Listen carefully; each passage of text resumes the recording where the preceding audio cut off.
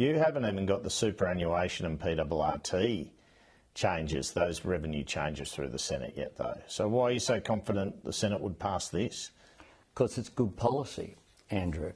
It's good policy, and the senators will weigh up whether they want to have a policy that is better for 12 million taxpayers, ones that gives every taxpayer a tax cut, one that appeals as well to aspirational Australia, one that makes sure it gives fair reward for hard work.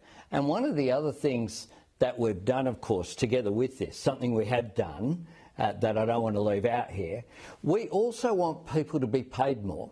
So we want people to be paid more for wages to lift. In the last 2 quarters... You're pushing them into the higher tax brackets. In the last 2 quarters, real wages have increased. The previous government had reducing wages as a key feature of their economic architecture. What we've done is support decisions to lift the minimum wage, not once but twice. We've given a 15% pay increase for aged care workers.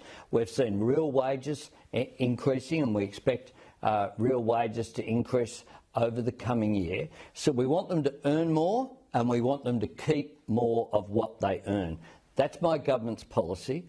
That's a good thing. As well as that, we will look at, I said at the National Press Club, that this wasn't the beginning of our cost of living relief, and it won't be the end either. We'll continue to look at further measures that we can undertake. Well, why couldn't you announce some more measures now? Because these don't come into effect until July. I mean, on the one hand, you're saying because people are doing it so tough. Because we had that support rolling out. There's a range of measures providing support to people now that are continuing to go through the system. Now, a year ago, I interviewed you at the Lodge and I asked you how deleterious it would be to your leadership if the Voice referendum was lost. Now, your Cabinet colleagues after the referendum said to me that you were rocked by the loss. You were quite shaken by it, as any Prime Minister would when they support a referendum and it goes down. Do you admit that? Do you admit it took a bit of confidence away from you? I was disappointed with the outcome, Andrew. I saw it as a lost opportunity to advance reconciliation, but I accepted the outcome from the Australian people. I fronted up. One of the difference between me and my opponent, I fronted up there in Canberra, in Parliament House, in this office, in the Blue Room on that evening. I fronted up here.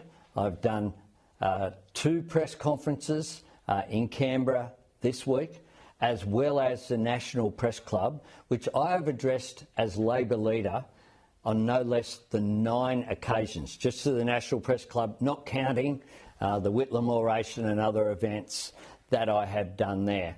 I make myself accountable, and I was disappointed with the outcome. I said that, but I accepted it. I accepted responsibility as Prime Minister for it. But I also know that one of the things we have done before, during and after is continuing to look for ways in which we can close the gap in a practical way. Prime Minister, thanks so much for your time.